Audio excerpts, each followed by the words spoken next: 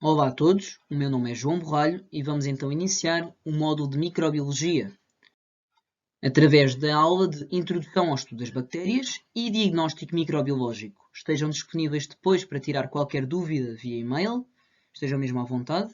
E hoje é suposto ser uma aula introdutória para começarmos então nesta vida que é a microbiologia.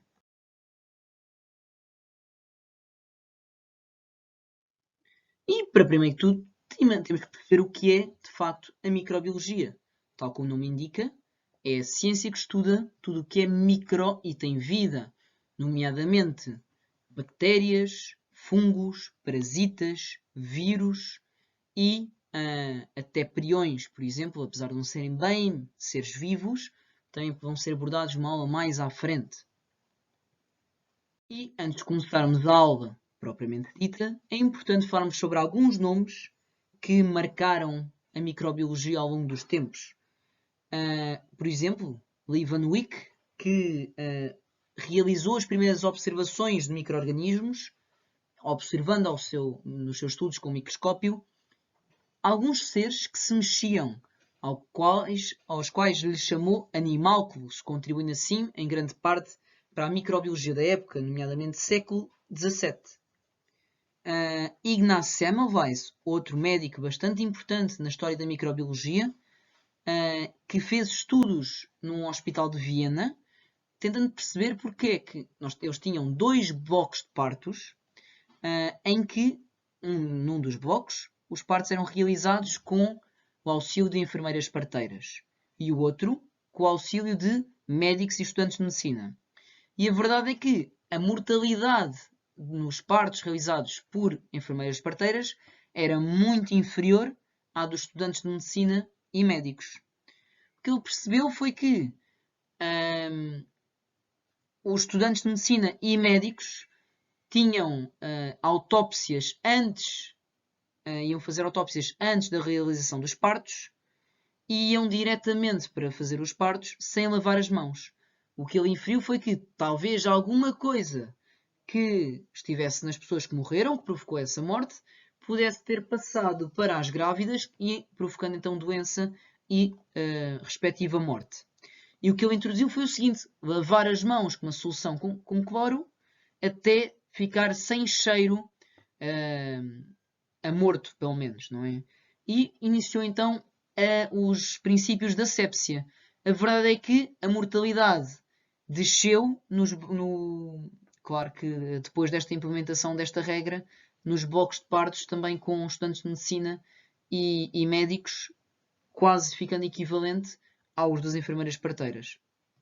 Daí introduzindo a lavagem das mãos como uma prática comum, apesar de inicialmente não ter sido bem aceito pela comunidade científica, mas depois eventualmente acabou por ser, mesmo depois de ter falecido.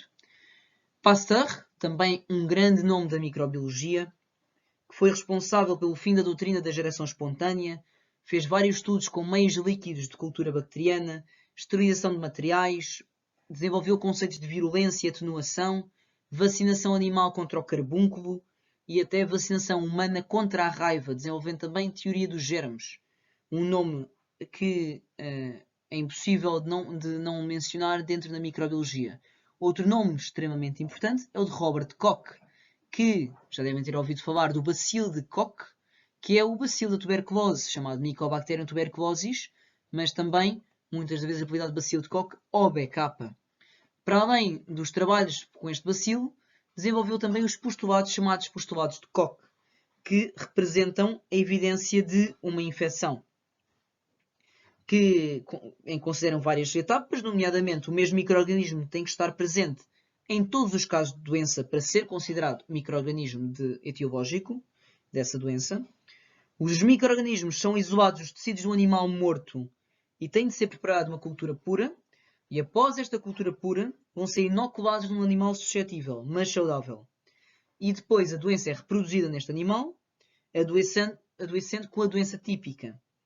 Depois, os micro-organismos vão ser novamente recultivados e isolados a partir deste novo animal. E dá o mesmo micro-organismo. E apenas assim se consegue estabelecer uma causalidade entre etiologia e doença. Agente etiológico e doença. Para além disto, também trabalhou bastante com culturas físicas de meios de cultura sólidos de bactérias, ao contrário do Pasteur, que foi mais meios líquidos. Desenvolveu também estudos relativamente à cobra, à própria tuberculose e também no carbúnculo, descobrindo os seus agentes etiológicos. Também é impossível não mencionar Fleming, pela sua descoberta da penicilina, apesar de, por acaso, tinha culturas bacterianas que foram contaminadas com fungos, mas o que ele percebeu, que nem toda a gente percebeu, na altura, foi que peço desculpa, os fungos, à volta do seu crescimento, inibiram o crescimento das bactérias. Logo, ele pensou que provavelmente alguma coisa produzida por estes fungos, chamados penicillium, poderia estar a inibir o seu crescimento. E assim se desenvolveu a penicilina através de um extrato de um fungo chamado penicillium, daí chamar-se penicilina. Temos outros nomes, nomeadamente Lister, que é um nome muito importante na epidemiologia e também no início da asepsia, em conjunto com Ignaz Semmelweis. Edward Jenner, responsável, como toda a gente sabe, pela vacinação contra a varíola, única doença erradicada a nível mundial, e muitos outros que poderíamos falar também. Existem várias doenças também que marcaram a microbiologia ao longo dos séculos, nomeadamente a peste, a tuberculose, a cobra, entre muitas outras.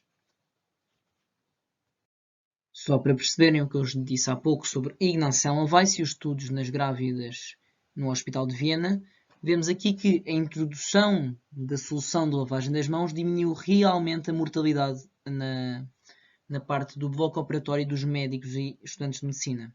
Nós damos como adquirido lavar as mãos, é uma coisa banal, básica, que toda a gente sabe, mas na altura não era algo que se soubesse. E foi mesmo um grande passo e, muitas das vezes, a melhor medida que nós temos para prevenção de doenças é mesmo lavar as mãos, e Semmelweis iniciou todo este caminho para chegarmos até aos dias de hoje. Como eu disse há pouco, temos muitos micro-organismos que vamos falar ao longo das aulas. Hoje vamos falar sobre bactérias, mas temos outros, parasitas, vírus, fungos, priões, que não são bem micro-organismos. Mas hoje vamos mesmo concentrar-nos nas bactérias. E como nós já sabemos, as bactérias são seres procariotas.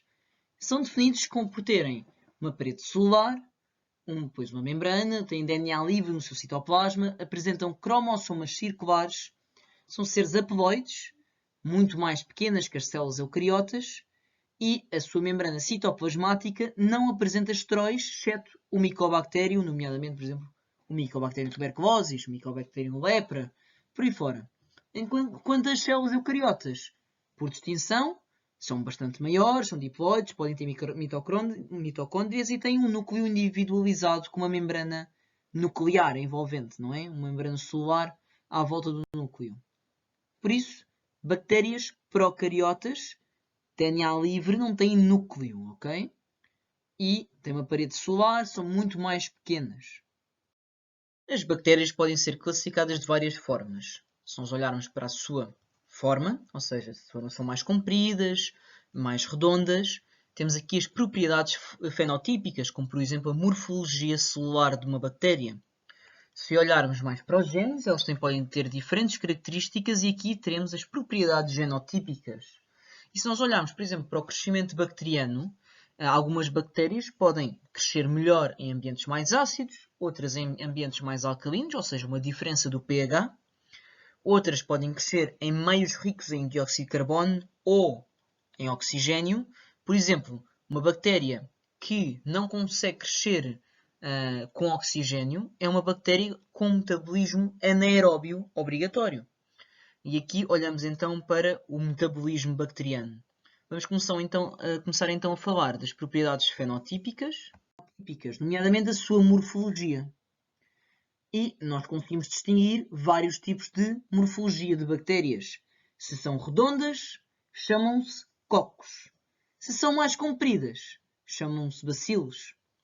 Mas agora vamos imaginar que temos dois cocos juntinhos. Isto chama-se diplococo. Se tivermos uma cadeia de cocos, dois ou mais, são cocos em cadeia, que em latim é strepto, que significa cadeia, cocos. Logo, são cocos em cadeia, streptococcus. Staphylo quer dizer cacho. Logo, se nós vamos ter um cachozinho delas assim mais redondinhas de cocos, vão ser chamados estafilococos. Logo, redondo, cocos, comprido, bacilos. E depois, a conformação dos cocos depende de se é em par, se é em cadeia, se é assim mais um montinho, um cachozinho. E assim é diplo, strepto ou estafilococos. E temos outros tipos de bactérias também. Se temos uma bactéria comprida, mas é mais espiralada, é chamada de espiroqueta. Um exemplo de uma espiroqueta é o agente etiológico da sífilis, o Treponema pallidum, por exemplo. E outras bactérias têm uma forma mais de vírgula, ou de um rim, mais ou menos, que é um vibrião. Por exemplo, o agente etiológico da cólera, que se chama Vibrio cólera. Eu sei que são muitos nomes inicialmente, mas isto vai encarreirando com o tempo. Se olharmos mais para dentro das bactérias, vemos que elas são constituídas por várias componentes, seja a parede celular, membrana celular, o próprio material genético, que forma um nucleoide, não é nucleoide, mas é um material genético livre, ribossomas, apêndices como flagelos, fímbrias, pilissexual, citoplasma, endosporos, glicocálix, algumas bactérias capsuladas, por aí fora. E isto é importante nós percebermos, porque vai ter implicações, seja na visualização de bactérias ao microscópio, como a visualização da parede solar, e especialmente se nós temos que conhecer minimamente a anatomia de uma bactéria, porque é nos vários constituintes da bactéria que os antibióticos vão atuar. Temos antibióticos que atuam inibindo a parede celular, outros atuando na membrana celular, outros na informação genética, nos ácidos nucleicos, outros nos ribossomas, por aí fora. E primeiro de tudo, vamos começar com a parede celular, que é muito importante nós compreendermos. Que nós vamos ter vários tipos de bactérias, mas temos dois tipos principais. São as bactérias chamadas gram-positivas e bactérias chamadas gram-negativas. Mas o que é isto? Primeiro de tudo, nós temos então, estes dois grandes tipos, em que as gram-positivas vão ter uma grande parede celular constituída por peptidoglicano, que é um polímero de aminoácidos. Temos uma parede grossa de peptidoglicano. Enquanto que na parede celular dos gram-negativos temos externamente à membrana celular, uma parede muito fininha de peptidoglicano. E por fora desta parede, desta membrana de peptidoglicano, vamos ter uma membrana externa, que vai ser assimétrica.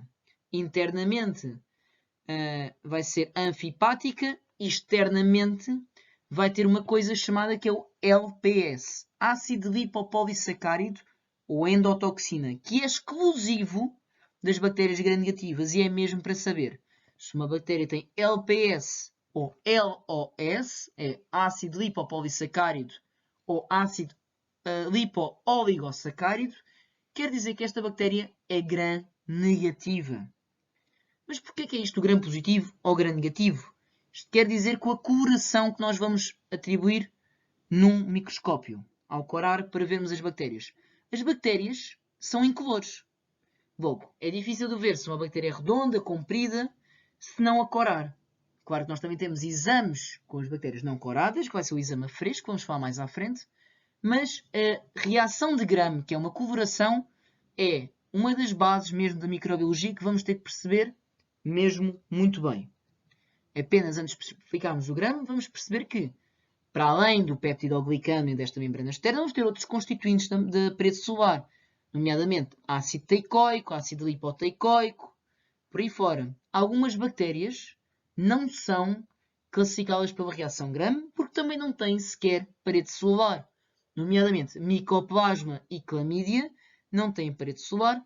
O micoplasma, por exemplo, não consegue corar mesmo. Outras bactérias que não são constituídas exatamente por esta forma e têm ácido micólico, por exemplo, o Mycobacterium tuberculosis, que não cora com Gram, mas cora com outra coloração, que é de bacilos ácido álcool resistentes, por exemplo, Ziehl-Neelsen. Ok. Resumindo apenas, gram-positivos, paredes celular com uma camada de peptidoglicano espessa, que pode ter ácido teicoico, ácido hipoteicoico, que vão ajudar na adesão depois aos tecidos, mas espessa, membranas gram-negativas, parede solar dos gram-negativos muito mais complexa e vai ter duas partes, uma camada fininha de peptidoglicano e externamente vamos ter uma membrana que é assimétrica. O folheto interno tem fosfolípidos e o folheto externo tem o ácido lipopolissacárido. E entre estas membranas temos o espaço periplasmático, que vai ter algumas enzimas importantes para o metabolismo destas bactérias gram-negativas. Então, mas o que é isto da reação Gram? Basicamente, constitui umas grandes bases para o diagnóstico por exame direto, por visualização das bactérias por microscópio. Eu quero corá-las para saber distingui-las. Logo, inicialmente vou adicionar, tenho por exemplo, uma hemocultura, tenho sangue com bactérias lá dentro. Vou tirar e vou colocar numa lâmina para observar ao microscópio. Depois vou fixar, sempre com um bico de Bunsen, com uma chama, vou fixar as bactérias lá e a seguir vou iniciar com corantes. Inicialmente vamos colocar rosto metil ou violeta cristal, é a mesma coisa, que colocamos durante cerca de 60 segundos a corar. Isto aqui quer dizer que todas as bactérias ficam com a parede solar, a parte do peptidoglicano, roxa. Depois vamos tirar, depois deste minuto passar, o roxo daqui e vamos adicionar o mordente, ou que é o fixante. Vai fixar esta coloração durante mais 60 segundos. Que, se temos uma parede solar espessa, vai fixar mesmo bem o rosto metil, elas ficam roxas. Se dermos uma parede solar mais fininha, com peptidoglicano fininho, vai fixar de momento, mas a seguir, no passo seguinte, que vai ser lavagem com álcool, como temos uma parede solar espessa de peptidoglicano nas gram-positivas, o álcool não vai conseguir tirar o rosto de lá, enquanto que no peptidoglicano fininho das gram-negativas vai conseguir tirar e elas ficam outra vez sem cor. Depois de pomos o álcool, vamos colocar o contracorante, que é rosa fucsina, por exemplo, que é cor rosa, e vamos adicionar. Este não vai conseguir corar já o peptidoglicano espesso das gram-positivas, que já está corado com o primeiro corante, que não saiu com o álcool, e nas gram-negativas, como elas já estão incolores, vai corá-las de cor de rosa. Depois tiramos o excesso e depois de seco vamos ver ao microscópio. E o que é que nós vamos ver? Que bactérias roxas vão ter uma parede com peptidoglicano espesso. Logo são bactérias reação Gram positivas, com o primeiro corante. Enquanto que bactérias que se apresentam a cor de rosa vão ser bactérias reação Gram negativas, porque o primeiro corante saiu de lá e apenas ficámos com o contracorante. Uma coisa importante para nós nos lembrarmos sempre é que nem todas as bactérias coram com a reação Gram, porque a parede celular pode ter algumas diferenças e há bactérias mesmo que não têm parede celular. E há bactérias intracelulares obrigatórias também. Mas é um passo extremamente importante do exame microbiológico, é perceber a reação Gram, fundamental. Depois disto, vamos ter outros constituintes das bactérias, nomeadamente os apêndices, sejam flagelos, que vão ser parte das bactérias que lhes vai permitir a sua locomoção. Nem todas as bactérias têm flagelos. Fímbrias, que permitem a adesão das bactérias, estas franjas aqui à volta, aos tecidos. Por exemplo, Escherichia coli, para produzir uma infecção urinária, tem algumas fímbrias, nomeadamente fímbria P. E as fímbrias também podem ser chamadas pilis, mas para não confundir com os pilissexuais, nós chamamos de fímbrias. E os pilissexuais são porções das bactérias que promovem trocas genéticas. As células procariotas não têm bem uma reprodução sexuada, vão ter assexuada, mas conseguem promover algumas trocas através dos pilissexuais. Se olharmos para dentro das bactérias, dentro do seu citoplasma, vamos ter vários elementos que podemos identificar. Os ácidos nucleicos, que, por exemplo, as quinolonas, que são um antibiótico, vão atuar nos ácidos nucleicos. E depois temos os ribossomas, como toda a gente sabe, que atuam na síntese proteica. E os ribossomas das células procariotas têm duas subunidades, uma 50S, maiorzinha, e uma 30S. E os ribossomas vão ser alvo de vários antibióticos, por exemplo, macrólides, lincosamidas, linezolide, por aí fora. Muito, muito importantes. Para além disso, e todas estas estruturas que nós temos vindo a falar, as bactérias conseguem transmitir informação genética entre si. Por exemplo, através de plasmídios. Plasmídios vão ser porções de genes circulares, normalmente, que acumulam genes que conferem resistência a antibióticos. Por exemplo, o gene VAN-A, que é um gene que existe numa bactéria chamada Enterococcus, são cocos que existem no intestino, Enterococcus, que passou este gene de resistência a outra bactéria chamada Staphylococcus aureus, que não a tinha. Foi através desta transmissão interespécie, nem mesmo da própria espécie, que se conseguiu passar este gene de resistência do Enterococcus para o Staphylococcus aureus, que nos põe vários problemas na terapêutica antibiótica, porque se as bactérias conseguirem transmitir genes de resistência entre si, podem ficar resistentes a vários tipos de antibióticos. Esta transmissão genética também pode ser através de transposões, que vão ser pequenas porções de genes que também podem se introduzir dentro do DNA bacteriano, ou através de bacteriófagos. Bacteriófagos não são componentes de bactérias. Bacteriófagos são vírus. Mas são vírus que infectam bactérias. Tal como nós somos infectados por vírus, bactérias, parasitas, as próprias bactérias podem ficar infectadas por micro-organismos mais pequenos que si. Por exemplo, vírus. E os bacteriófagos, então, entram dentro das bactérias e introduzem o seu material genético dentro das bactérias, utilizando a maquinaria celular para produzir algumas proteínas, alguns fatores de virulência. E é por isso que apenas algumas bactérias que são infectadas por bacteriófagos conseguem traduzir depois, na síntese proteica, algumas proteínas que vão ser essenciais na fisiopatologia de algumas doenças.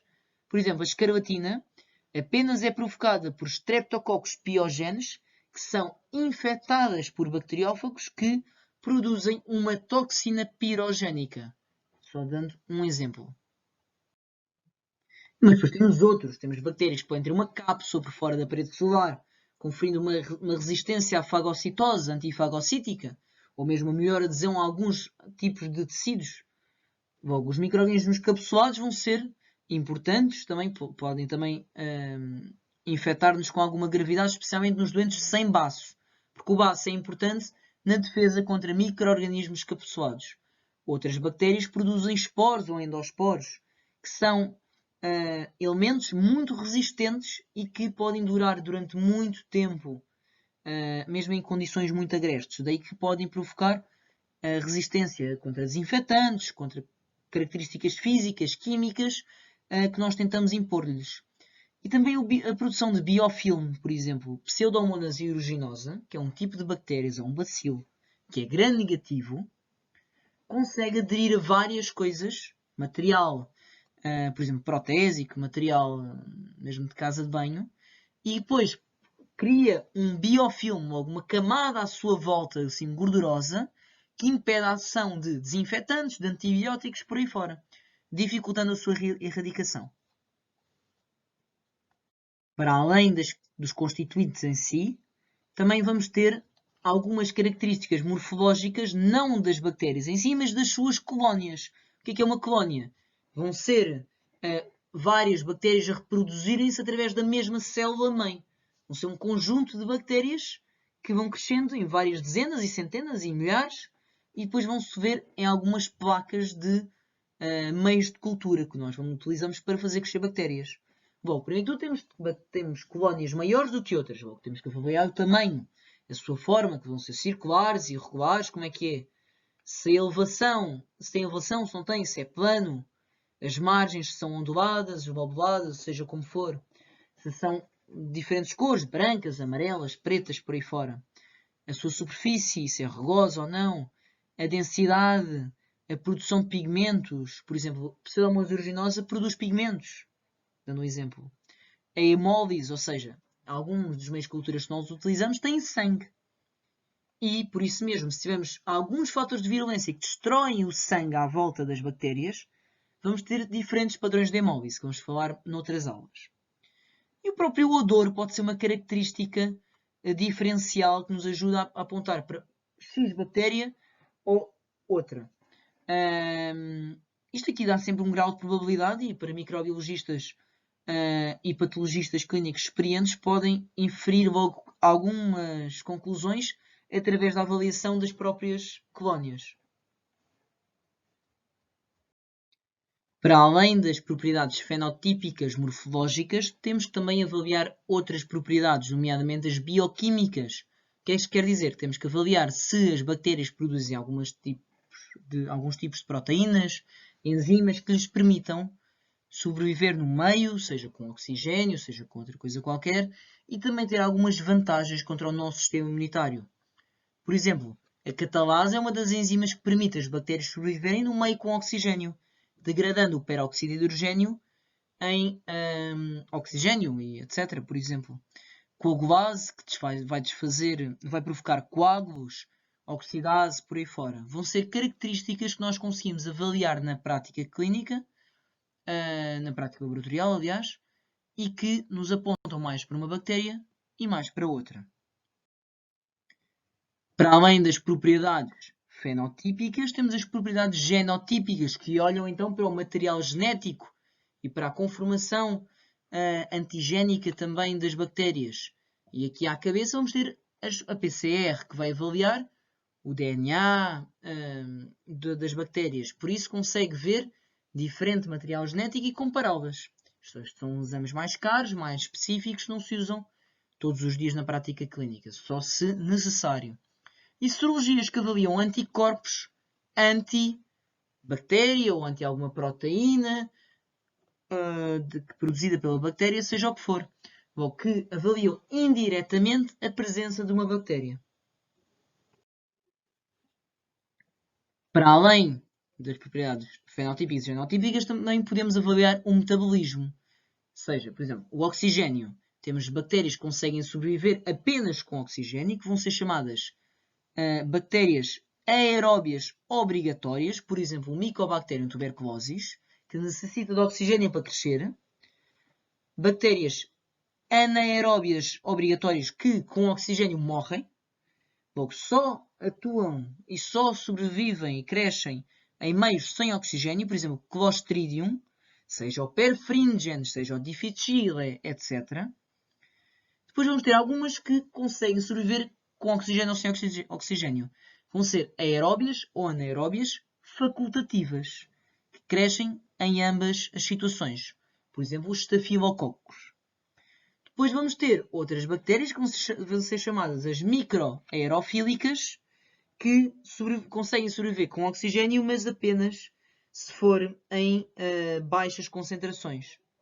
Porque não têm todas as bactérias, todas as capacidades e enzimas para sobreviverem com um meio rico em oxigênio, como a superoxidesmutase, a catalase e a peroxidase, mas apenas têm um ou outro fator de virulência destes. Por exemplo, os streptococcus, que vão ser catalase negativos, são microaerofílicos, porque também apresentam superoxidesmutase, por exemplo. Mas para além do oxigênio, podemos avaliar o dióxido de carbono, a umidade, a temperatura, por aí fora. E isto aqui vai variar do metabolismo da bactéria e vai-nos dar dicas sobre qual é a bactéria que nós temos em mãos. Terminando mais a parte inicial sobre que falámos acerca dos constituintes das bactérias, sobre o seu metabolismo, entre outras coisas, nós temos de ter noção que todos nós temos bactérias. Todos nós. E somos mais bactéria que humano. Temos mais células bacterianas dentro de nós do que células humanas. Que é uma coisa impressionante. As nossas mãos, a nossa boca, o nosso intestino, tudo tem bactérias. À exceção dos locais estéreis, ou teoricamente estéreis, como o líquido cefalorraquidiano, que não deve ter bactérias. Por isso, nós vamos ter uma flora indígena ou comensal que existe dentro de nós normalmente. Que vão ser então micro-organismos que se encontram habitualmente em certos locais anatómicos de indivíduos saudáveis. Isto não é uma infecção. Isto é uma colonização normal. E os locais mais colonizados vão ser, obviamente, o nosso meio face ao exterior, a nossa pele, não é? O nosso trato gastrointestinal, o cólon tem imensas bactérias. Mucosa nasal, naso e orofaringe. Ou seja, também tem uma porta de entrada para cá dentro, não é? A uretra também, especialmente a parte mais distal. E a vagina também das mulheres. E temos então dois termos que nós temos de distinguir muito bem. Colonização de infecção. Colonização é normal. E vai ter múltiplos benefícios, nomeadamente estimulação precoce do sistema imunitário, prevenção da colonização por micro-organismos patogénicos, ou seja, nós temos nossos micro-organismos normais que vivem dentro de nós em perfeita comunhão, que não nos fazem mal, exceto se tiver a oportunidade para fazerem. Mas enquanto nós temos estas bactérias boazinhas, não vamos ter outras que vão ser muito mais resistentes e muito mais agressivas, porque estas não deixam as outras crescerem. E também temos de ter noção que as bactérias também podem produzir algumas substâncias essenciais ao nosso metabolismo e à nossa vida, nomeadamente a vitamina K. É uma vitamina que apenas é expressa por bactérias. Nós não a produzimos, apenas as bactérias produzem. E é essencial na nossa vida. Por isso acaba por ser uma simbiose neste caso. Claro que vamos ter alguns inconvenientes. Se tivermos uma disrupção das condições normais do ambiente onde as bactérias vivem, podemos ter um aumento exponencial de algum clone bacteriano. Se eu der um antibiótico, posso limpar a flora que lá está e alguma bactéria resistente sobrevive e vai ter caminho aberto para se multiplicar e deixar de fazer uma colonização e passar a infectar a pessoa. Se eu diminuir o sistema imunitário através de uma imunossupressão, pode acontecer o mesmo. Eu tenho as coisas mais ou menos controladas com o nosso sistema imunitário, mas se diminuir as minhas defesas, se calhar algumas bactérias conseguem também fazer algumas infecções oportunistas. Alterações hormonais podem fazer a mesma coisa. E claro que imaginem que bato com a cabeça e parto, tenho uma fratura da base do crânio. O que é que isso quer dizer? Que as minhas bactérias da mucosa nasofaríngea estão em contacto direto com um líquido estéril, que é o líquido cefalorraquidiano. Vai ter contacto direto. Onde não é suposto existirem bactérias. Logo, bactérias que estavam totalmente inocentes e bem na minha nasofaringe passam a ser extremamente patogénicas num local previamente estéril. E é por isso que, como nós temos bactérias em tudo o que é sítio, também temos de ter noção de como é que as tiramos. Ou seja, se eu vou ter que fazer um procedimento estéril, vou ter que ter alguns cuidados para não pôr as minhas próprias bactérias num doente. Se eu for fazer uma punção lombar, não posso pôr bactérias no líquido cefalorraquidiano do meu doente, que senão eu é que lhe estou a provocar uma meningite, por exemplo. E, dependendo do grau de limpeza ou desinfecção, vamos ter diferentes nomes. A mais básica de todas vai ser a limpeza, seguida da desinfecção e depois vamos ter ainda a esterilização. A limpeza é um processo que remove a sujidade de matéria inorgânica e orgânica de um objeto, superfície ou também de uma parte corporal. Tem uma eficácia à volta dos 80% e vai ser um pré-requisito para a desinfecção e, se ele for a desinfecção, vai ser um pré-requisito para a esterilização. Logo, isto é adicional. A desinfecção é um processo que permite a eliminação provavelmente de 90% a 99% das bactérias através de agentes físicos ou agentes químicos, seja calor nos físicos, frio nos agentes químicos, por exemplo, iodopovidona, clorhexidina, soluções alcoólicas, por aí fora. Já a esterilização remove virtualmente 100%, de 99% a 100% das bactérias, à exceção de algumas bactérias poruladas que podem resistir. Isto assim é um grau sempre exponencial de limpeza, desinfecção, esterilização. E dependendo do que eu quero limpar, vou ter que necessitar de diferentes cuidados.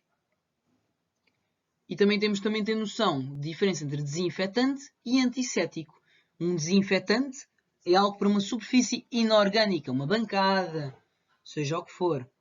Antisséptico é para material orgânico, lavar as mãos, uma ferida, seja o que for. Os agentes físicos e químicos, eu já falei. Então vá, agora temos um doente à nossa frente e queremos colher-lhe seja o que for. E queremos fazer porque nós pensamos que ele tem uma infecção e queremos colher alguma coisa, dependendo do fluido biológico que tivemos em mente, temos que o colher, vamos transportar até o laboratório, ou seja, de que maneira for, depois o produto chega ao laboratório para fazer o exame microbiológico, que já vamos falar mais à frente. E são estes os 3 passos principais do diagnóstico microbiológico: colheita das amostras, transporte e exame microbiológico. Dependendo do produto que eu quero colher, vou ter que ter diferentes cuidados. Por exemplo, quero fazer uma hemocultura. Vou ter que desinfetar o local de punção, vou ter que colocar todo o material de proteção individual que devo de colocar e depois vou ter que colher o sangue e separá-lo em 3 frascos de hemocultura, 2 para aerobiose e 1 para anaerobiose. Agora, muito importante, uma hemocultura, logo uma cultura do sangue, é, independentemente dos frascos, eu tiro o sangue uma vez, e isto é só uma hemocultura, nem que sejam 10 frascos. Ou 2 hemoculturas é uma colhida agora e uma colhida daqui a pouco, noutro sítio anatómico, de preferência. Isto sim são 2 hemoculturas. Agora tenho que ver que, se eu quiser colher urina, tenho que ter procedimentos diferentes. Se uma pessoa for vigil, tiver calma e tiver uma compreensão mínima, e não for incontinente, consegue colaborar e não precisamos pôr uma algália a uma pessoa, por exemplo.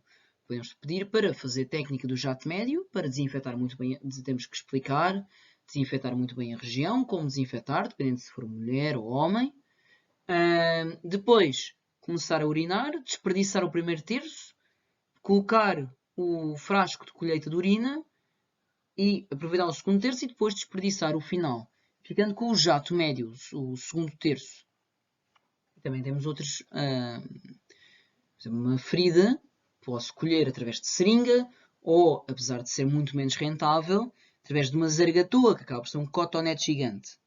E vamos ter que ter vários cuidados. Então, primeiro de tudo, tenho que pensar que equipamento de proteção individual, o EPI, devo utilizar. Se for uma punção lombar, é um mecanismo, é um meio estéril. Se for uma colheita de urina, é diferente, seja por algália, seja por saco coletor, seja como for. Dependendo do que eu quiser colher, eu vou ter que pensar no local anatómico. Obviamente que eu não vou tentar tirar sangue onde colho urina e vice-versa. Vou ter que recolher o material de sépsia antes de fazer a punção ou o procedimento. Tenho que pensar que quantidade é que eu preciso para encher os determinados frascos ou para ter o produto que eu desejo. Depois de termos a amostra, temos que etiquetar. Sem dúvida nenhuma, etiquetar para não termos erros do laboratório, ok? Aliás, pré-laboratório. E adicionar qualquer informação pertinente que ajude o laboratório a chegar a um diagnóstico. Para além disso, tenho que notificar sempre que faço estas colheitas para termos, e dependendo da patologia que eu estiver a suspeitar, se eu estiver a suspeitar de uma doença incomum, tenho que dizer ao laboratório que estou a suspeitar disso. E agora, uma coisa muito importante, sempre que colhemos produtos biológicos antes, quando eu tenho uma suspeita de uma infecção, tem que ser pré-antibioterapia, ok? Se possível. Isto porquê? Se eu colher os produtos biológicos, colher sangue para cultura numa pessoa que eu penso que tem uma bacteriemia, uma bactéria em circulação, e colho depois de dar antibiótico, este antibiótico está a fazer efeito sobre o sangue que eu estou a colher e podemos ter um falso negativo. Logo, pode não crescer porque está inibido pelo antibiótico. E não é isso que eu quero. Então agora já fiz a minha colheita e imaginemos que eu fiz uma hemocultura e tenho uma agulha. E tenho que saber em que lixo é que eu vou depositá-la. Geralmente temos os recipientes cortantes que são amarelos, em que colocamos apenas os cortoperfurantes.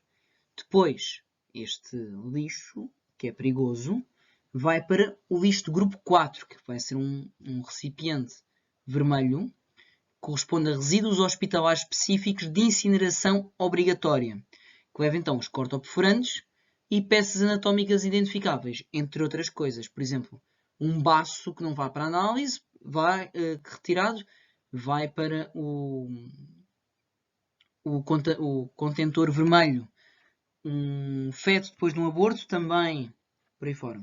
O grupo 1, começando então ao contrário, são aqueles resíduos equiparados a urbanos, que são papéis de secretária, que todos os hospitais temos, não têm exigências especiais no seu tratamento e podem ser reciclados normalmente. O grupo 2 vão ser resíduos hospitalares não perigosos, que não precisam de tratamento especial, como ampolas, seringas não contaminadas vazias, entre outras. O grupo 3, já é preciso ter atenção, isso aqui vai ser o saco branco, enquanto o grupo 2 é o saco preto. Grupo 3, saco branco, resíduos hospitalares de risco biológico, que também envolvem incineração, que leva então a pensar em material contaminado, com sangue ou outros produtos biológicos. E o grupo 4 que eu já falei. Logo, grupo 1 e 2 não precisa de incineração, lixo mais normal. Grupo 3 e 4 são resíduos hospitalares que vão ser incinerados. Ok. Logo, quando eu acabo de colher alguma coisa, por exemplo, uma agulha, vai para os cortoperfurantes, que depois vai para o grupo 4 para acabar por ser incinerado. E, finalmente, vou ter o meu, por exemplo, a minha hemocultura, lá, e tenho que a transportar.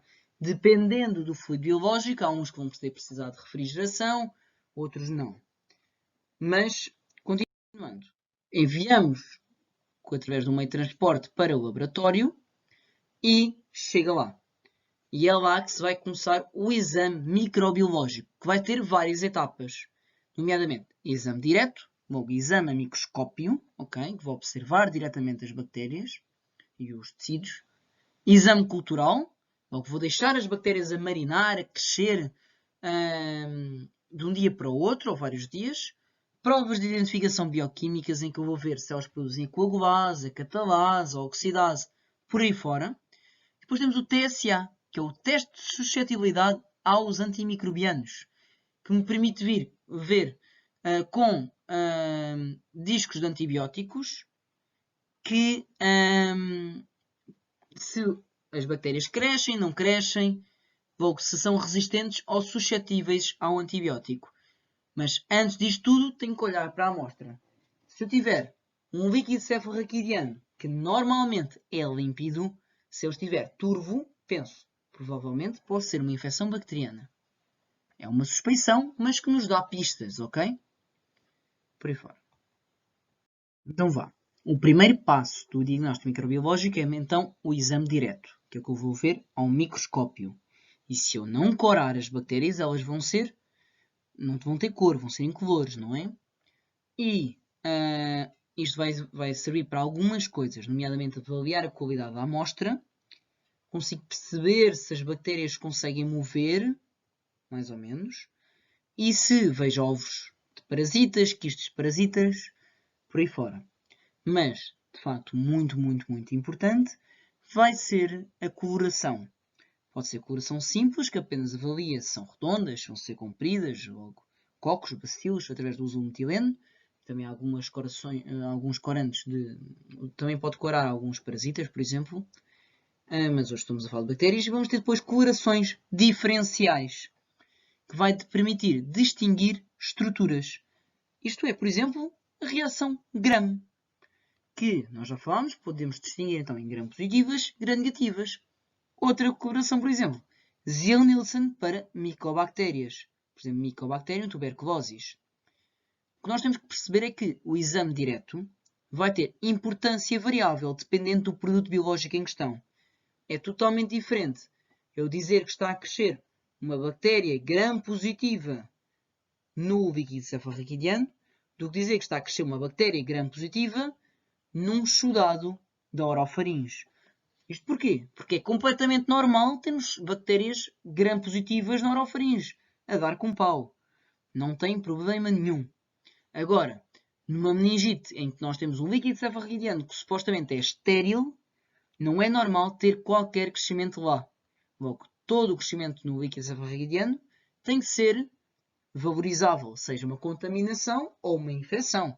Mas tem que pensar de forma diferente por exemplo, com uma avaliação de uma amigdalite. Então vá. O primeiro passo do diagnóstico microbiológico é então o exame direto, que é o que eu vou ver ao microscópio. E se eu não corar as bactérias, elas não vão ter cor, vão ser incolores, não é? E isto vai servir para algumas coisas, nomeadamente avaliar a qualidade da amostra. Consigo perceber se as bactérias conseguem mover, mais ou menos. E se vejo ovos de parasitas, quistes de parasitas, por aí fora. Mas, de facto, muito, muito, muito importante, vai ser a coloração. Pode ser coloração simples, que apenas avalia se são redondas, se vão ser compridas, ou cocos, bacilos, através do uso do metileno. Também alguns corantes também pode corar alguns parasitas, por exemplo.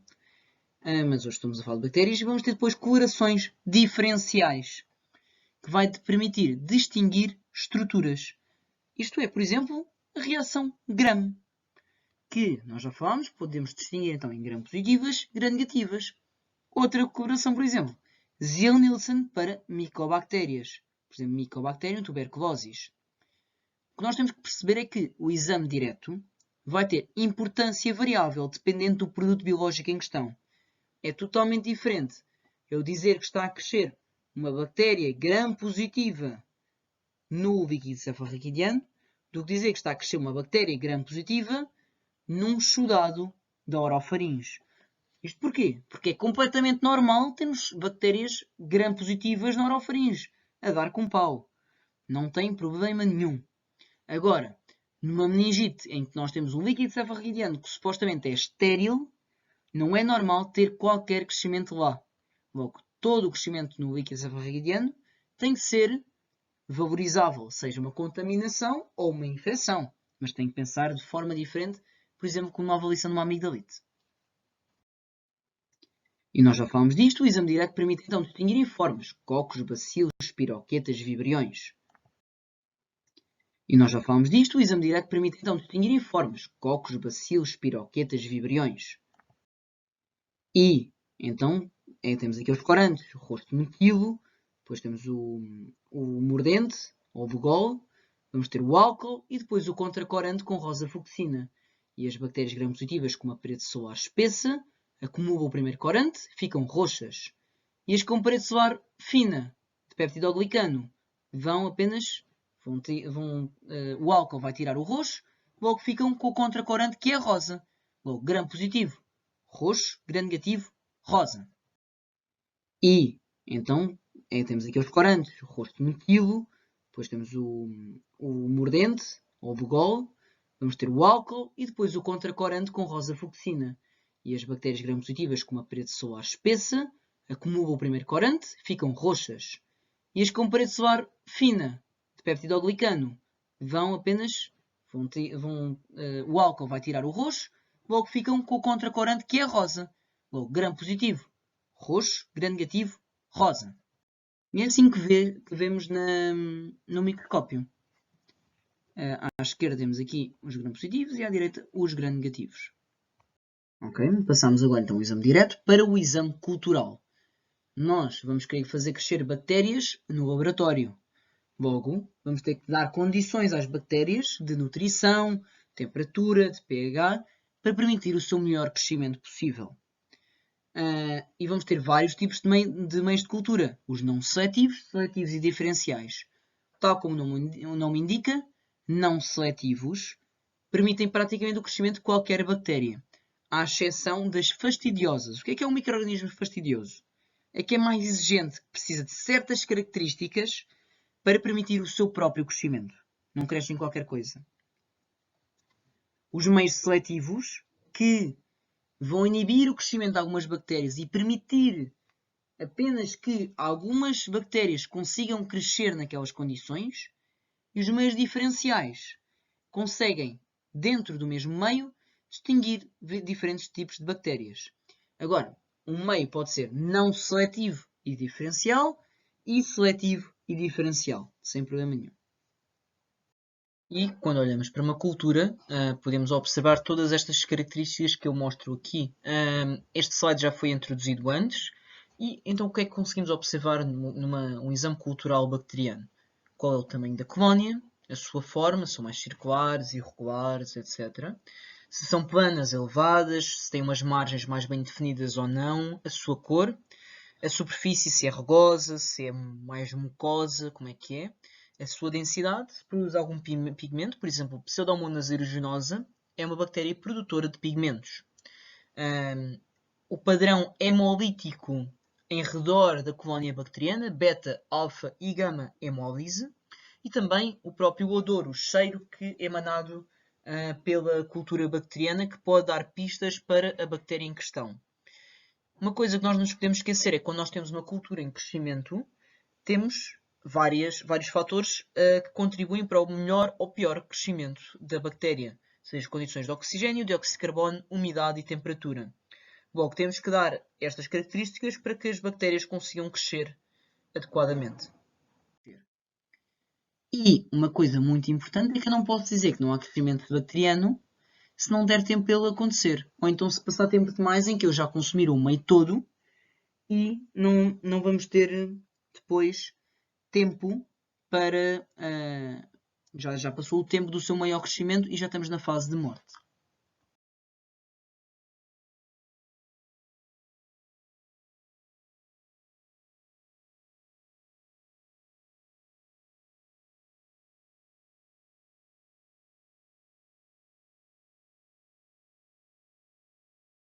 Então, para dar apenas 2 exemplos de meios, temos o meio de gelose de sangue, que é um dos meios mais corriqueiros e que utilizam mais, que vai conter sangue, aquecidas de certa temperatura, e que é um meio não seletivo. Praticamente todas as bactérias que não sejam fastidiosas conseguem crescer nele.